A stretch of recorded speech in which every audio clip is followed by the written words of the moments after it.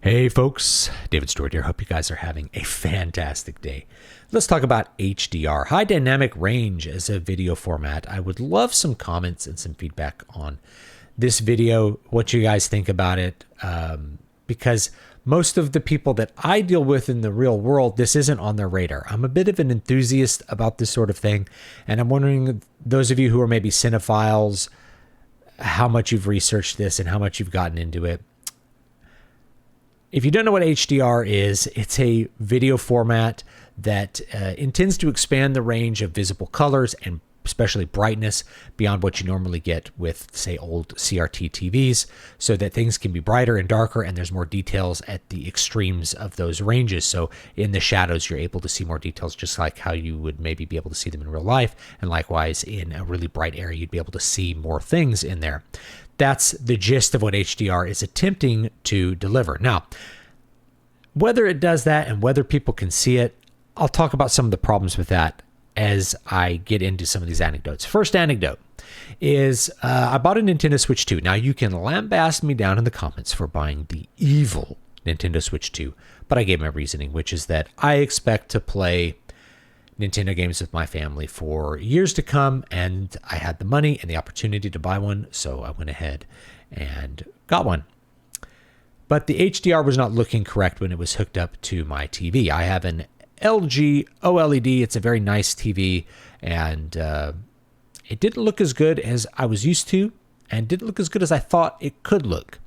So I did a little research, and it had to do with a setting that was on the TV. And this is a big ego check for me, someone who considers himself, if not a cinephile, at least somewhat technically knowledgeable, a little bit of a technical enthusiast when it comes to this sort of thing. I didn't realize that this setting was turned on this, it's kind of by input on this TV at least, was tone mapping, right? Like, do you want tone mapping on or off? Well, what it does is it basically will boost and change the dynamic range on like a per scene basis to try to make it look brighter, is what I would say, or make it look more like the Dolby Vision standard. And again, there's multiple HDR standards, which is kind of a problem that I'll talk about in a minute. So that needed to be off. And the reason it needed to be off is you actually couldn't properly adjust the HDR on the console if that was on.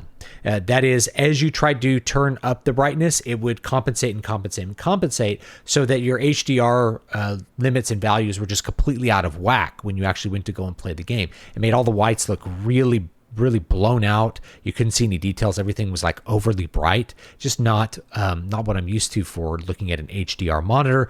And again, we tend to look at that HDR monitor in the dark, like a reference environment. I have my little TV room set up for that, and it's usually pretty good. So even me, who considers myself an enthusiast, I'm like, I didn't know that my monitor had this bad setting turned on probably forever. Like, I was probably always looking, at least on that input, like the HDR content was always looking bad. And I found like, oh, this was, it didn't make as big a difference with like my PlayStation 5. But I went ahead and fixed it. It turned it from, HD, the tone mapping onto HGIG. And it didn't really change much with the PS5, but it did change it a little bit. So that was somehow on that other input. Now it gets turned off when you're watching a movie like Dolby Vision or something like that. So it hasn't really impacted my movie watching experiences, but it was actually, impacting games to a certain extent. Why this was turned on by default, I can guess, which is that consumers want things to look HDR and look bright and feel bright. And so you turn on the idiot switch rather than to have it like match the technical specifications of a standard. So I understand kind of why they do it, but it's a big problem. And the big problem is that it's not easy for consumers to know what to do with HDR content, how to get it, how to display it properly on their monitor, or even what it's supposed to look like. So that's anecdote number one. Anecdote number two is a couple months back, I decided I was going to try to record some Skyrim HDR content. And I didn't end up making the content that I had really thought about, but I just thought I would experiment. Like, how can I actually record this footage? Because it looks so good. It looks so good on my monitor. But that doesn't translate into YouTube. So like figuring out all the settings in OBS to actually record it in HDR, that was, obstacle number one, because it wasn't obvious to me. I had to do some learning to figure out how to operate the software right in order to actually capture a semblance of what the HDR footage looked like. It wasn't exact, it was close, but it was not an exact duplication of what it looked like on the monitor. The other one was uploading it to YouTube, right? Is that it took forever for the HDR version to get completely there. And then the third barrier is that I want to show you what Skyrim looks like in HDR. I want to show you how good that game can look. But you have to have an HDR monitor as well, or you're going to get the YouTube's converted SDR version, the standard definition range version, which just looks very washed out. The grays are going to be, the darks are not going to be as dark. Everything's going to look very kind of gray, kind of like you went to grandpa's TV and he cranked the brightness all the way up so everything looked really white. Everything looks blown out, just not as good as it looks like with HDR, with like a black sky and bright white stars in it and all that kind of stuff. So that's the real challenge of HDR. Is like I remember some debates a while back when they came out with HDR versions of Lord of the Rings, and they were like, here's the comparison, and it was a YouTube video in SDR. I'm like, you can't even see what HDR looks like because you are not looking at it on an HDR compatible screen, and the YouTube video is not actually displaying, it's not formatted for HDR either. So all of these things have to actually line up for you to be able to even have the possibility of telling the difference between standard dynamic range content and high dynamic range content. Everything has to be right for you to be able to do it. And if you don't have it and it's not there, then you're comparing things that you can't even perceive. It would be like if I'm going to try to show you like a hi-fi system, and we are going to turn on that hi-fi system and we're going to listen to worn out cassette tapes on it. And we're going to compare two systems, system A, which is a garbage boombox, and system B, which is a hi-fi stereo system. And we're listening to like worn out tapes, and you'd be like, well, the hi-fi sounds worse maybe, right? And you'd be like, well, hi-fi must be worse. It must be a worse sound than a boombox because you're listening to you're not listening to something that's formatted to where you could hear any details or things like that. Or like you put them both underwater and you're like, what do these sound like underwater? That's not how you're not going to perceive the differences by listening to things underwater. So you have to have all of these things lined up correctly in order for you to perceive what HDR is supposed to look like. And I perceive a big difference. This is the real problem, is that I think HDR, especially with gaming, makes a massive difference in how the quality of the visuals look. And I think it makes a difference in movies, but maybe not as much. And that has to do with what we're trying to compare it to. But in games, it makes a big difference. The darks are really dark. A dark scene, because you're in kind of simulated environments a lot. When something's really dark and the lights are off on the monitor, it's much more immersive than if it's all just a gray blur, or you walk into a dark room and everything is really just as bright as it was outside. It's just more gray, right? Which is how things look by comparison when you're going from HDR to SDR. Another problem with HDR in games is the word HDR has been used before there was a standard for HDR. Before there was HDR 10 or HDR 8, I'm trying to remember what the original one was, or Dolby Vision or HDR 10 Plus. There's several different formats that people are chasing, but Valve came out with a tech demo for high dynamic range lighting in Half-Life 2, and it looked better than the original Half-Life 2, but it wasn't what we would think of now as HDR because there were no displays that could actually display actual HDR. It was just a way that they handled lighting. And it's the same thing. You could turn HDR on the original Oblivion from 2006. Is that HDR? It's not actually HDR. They're calling it high dynamic range, but it's not the standard that we would get later because that is built into the way that the monitors themselves work. We had to create HDR monitors before we could have HDR content. So the formats are a big problem. Consumers don't want to deal with lots of different formats, right? You want one format, right? We had the wonderful gramophone record format for decades. Why we had multiple formats, right? But there was one main format, and it was this one. Why is this? Well, it's because if you're a record store, do you want to stock a lot of different formats? No, you want to be able to buy a big box of things that everybody's going to want to buy. It's the same thing with VHSs. I don't have a VHS to show you. I do have VHSs sitting around, but I didn't bring one in, right? This only got replaced by CDs. And what happened was people bought less of these and they got completely replaced by a bunch of CDs. They didn't get replaced by 30 different formats. It was basically all CDs and some cassettes, right? You know, you'd always have this and maybe like a few other standards. So consumers, this is my economics aphorism, and I've said this before. Consumers prefer few standards to many standards. They prefer one currency that they can do business in to 100 different currencies. So people don't do business in meme coins or all, you know, random crypto, new crypto 00x.1. Because we want to do one standard. That's probably why Bitcoin continues to be valuable, is that that's the oldest one, and therefore people view it as sort of the standard. It's like the one that you want to have. It's the one that everyone wants to use. So consumers prefer one standard to many. The US dollar, you know, the dollar in the US, and then the euro in Europe. The beauty of having one standard so that everybody can think of value correctly and can trade, that's great.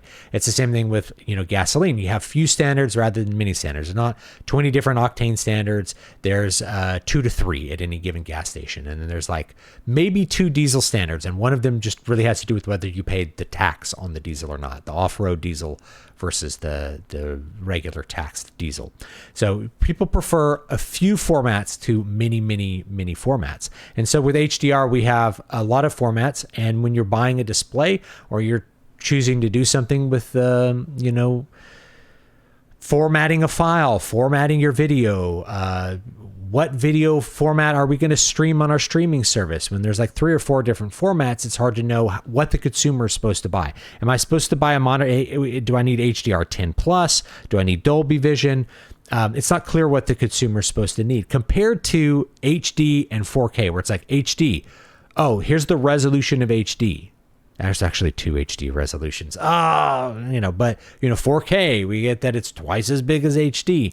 It's really easy to understand more pixels. It's harder to understand the dynamic range. Well, this one is all, you know, it's formatted in a peak nits of 1,000 nits and it's this and that, but this display only displays 800 nits. And you're like, well, I don't understand this. Does it look better? And then you look at it and you're like, well, it does look better, right? And you see those wonderful displays maybe at Costco of like the HDR, you know, the chameleon with the black background, and it looks really beautiful. And you could find great YouTube videos of that too if you have an HDR monitor capable of looking at those things. But consumers, it just really hasn't gotten easy or good for consumers. I assumed that eventually it would all become pretty standard and everything would just kind of work. And that hasn't, unfortunately, been the case. It's been a lot of work for creators to figure out how and when and why you would use HDR formatting for content, as well as like, you know, providers, maybe streaming providers for how they're going to do that, hardware manufacturers. It all hasn't gelled together. And the pity is because I think it does make a big difference. Yeah, so that's the problem is like, I think it makes a big difference, but how can I show that difference to you on a YouTube video? I can't show you the difference on a YouTube video. What you have to do is you'd have to have an HDR capable monitor and you'd have to watch some file format that's properly done in HDR and then the same thing properly done in SDR, and then you would see the difference and you'd be like, well, that's a wild difference. Or see the game in SDR and see it in HDR and be able to just kind of A/B and see the difference, and you would notice the difference. I can't show it to you in a YouTube video, just like how I can't show you the difference between maybe certain kinds of audio things on a YouTube channel, right? Because you'd have to be in a space to hear like, oh, well, you know, the speaker sounds great in my living room. Well, you'd have to be in my living room to know what that sounds like. And it's like, well, HDR 10 looks great in my, it looks great in my living room. Well, you'd have to be there to see it. And then we'd be able to A/B test it and say, oh, HDR is totally cool and it's great for gaming and stuff like that. But it just hasn't been It's been a very difficult set of standards for the consumer to use, and then to make your monitor have all the correct settings to display it properly, make it look really good. You have to menu dive. People don't like to menu dive. So if you can imagine going to see your grandpa in like 1990 and his TV looks bad and he's complaining about it, and it's because he cranked the brightness and everything's gray, and you're like, okay, grandpa, we got to adjust all these settings. We're all grandpas now going like, wait, why do I have to turn this setting off? Oh, well, that made a big difference. Why is that setting on? It's like, well, it's on because it's on for the grandpas who like really bright pictures and want it to look bright and sparkly. And for most content, tone mapping is honestly fine. It just is not correct for a lot of games, if that makes any sense. So anyway, leaving your thoughts down below. I'd love to know them, and to get some feedback on what you guys think about HDR. I will say that for me, it's the reason I'm asking for feedback is that I can't always tell what normies think about this. I've never heard a normie talk about HDR ever. I have to talk about it, right? I'm like, oh, it's in HDR. And they're like, what is that? Oh, well, it's high dynamic range. Maybe your TV, does my TV have it? I'm sure I've got a great TV. I'm sure it has it. It's like, well, I don't know. I don't know if it has it, and it might have it, but it might just be like tone mapping the HDR. It might just kind of like mapping it and making it look HDR-ish and not actually be an HDR monitor. I don't know, right? Because most of the normies in my life don't buy hardware the way I do. They don't think about the technical specifications of the TV they're buying.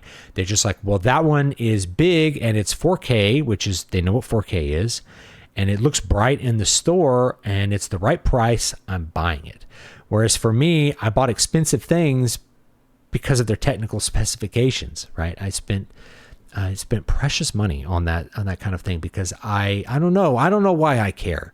I don't know why I want like this great experience, but I'm thankful for it when I'm able to experience it, right? Like I said this, I think back in 2022, that the best game that I played in 2022 was Morrowind in HDR. It just looked great. It's like what you remember it looking at, like that highly modded Morrowind in HDR with all the beautiful lighting. It's gorgeous. It's just a gorgeous game to play and to go back to. You know what I mean? The lighting made a big difference. That HDR lighting made a big difference in the mood, the way that the game felt when I was playing it. And it's the same thing with the new version of Oblivion. It's the same thing with like HDR on Skyrim. It just enhances that kind of immersive experience so much. I would want other people to be able to experience that. But, you know, it is what it is.